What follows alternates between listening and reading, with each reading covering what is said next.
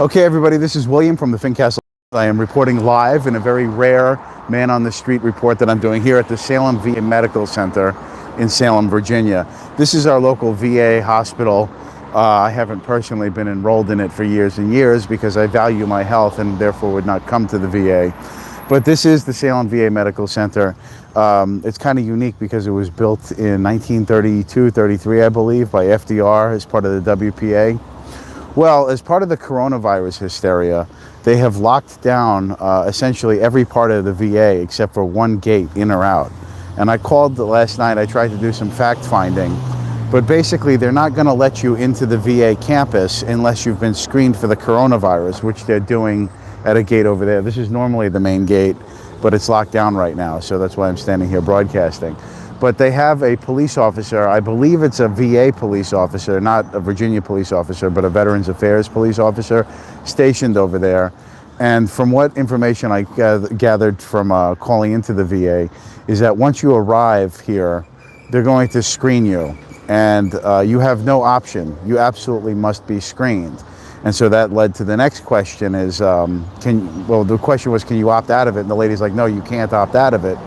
And that leads to the next question, like, well, what if you're in there and you test positive? Are they going to let you go? And she says, I can't really say for sure. She doesn't know if they would forcibly keep you here on the scene or if they would actually allow you to leave, you know, because that raises other questions. Like, what are they going to screen you, find out you have it, and then let you go?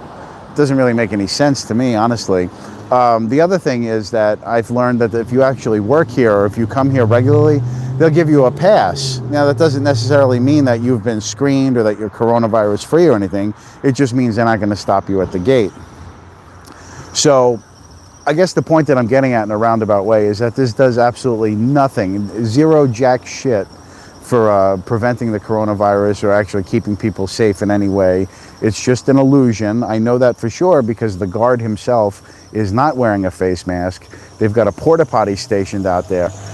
So even if you go in there and come out and use hand sanitizer, you're going to be covered with shit particulate because those are some of the filthiest things in the world are porta potties, especially here at the VA.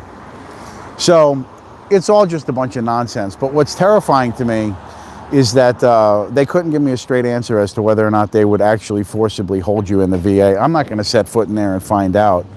You know, I had an interesting discussion with one of my friends earlier, and she's like, no, they couldn't possibly hold you in there. I'm like, well, you have no idea what the VA is capable of. You know, if you're a veteran, they very well could hold you there. They've done it to veterans before. I mean, the VA has a long history of holding people against their will. Medical kidnapping is a thing, but I don't want to revisit some of that right now. So yeah, it's just another way, as George Carlin would say, it's just another way of reminding you that they can fuck with you anytime that they want to. Because it has, from what I've seen and from what I know about disease, it makes absolutely no sense. They're not actually preventing anything.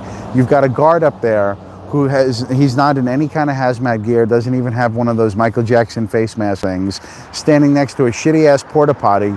He's interacting with people. Let's just go play the numbers. People are coming up to his little gate there. Surely some of them, even if it's not the coronavirus, he's going to be exposed to some disease. That's just the nature of being a gate guard at a hospital. And so he's going to stand there. So eventually what I'm trying to say is that the guard himself is going to become a vector of disease, standing next to his rotten ass porta potty and dealing with sick and elderly veterans coming in and out of this place all day. But they couldn't give me any clear answers on whether or not they would hold you here, and they certainly couldn't give me any clear answers on what would happen if you happened to test positive. All they said for sure is that you could not refuse the test. And that leads me to other questions like, you know, suppose that I was a veteran that was inclined to use the VA system, which I'm not.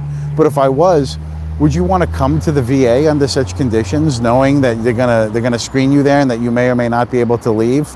I know normal, regular, everyday civilians probably don't think this way, but most veterans I know are very suspicious of the VA and the powers that they have over you once you set foot in this on these particular grounds, because it are federal grounds.